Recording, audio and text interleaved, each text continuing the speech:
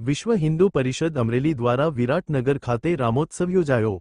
વિશ્વ હિન્દુ પરિષદ અમરેલી દ્વારા જેસિંગપરામાં આવેલ હઠીલા હનુમાન ખાતે રામોત્સવનું આયોજન કરવામાં આવેલ તેમજ આરતીનું આયોજન કરવામાં આવેલ। આ પ્રસંગે વિશ્વ હિન્દુ પરિષદના જિલ્લા પ્રમુખ શ્રી વિજયભાઈ દેસાઈએ ભવ્ય શોભાયાત્રામાં સૌને જોડાવા માટે આહ્વાન અને પ્રભુ શ્રીરામના સૌ પર આશીર્વાદ રહે તેવી શુભકામના પાઠવેલી।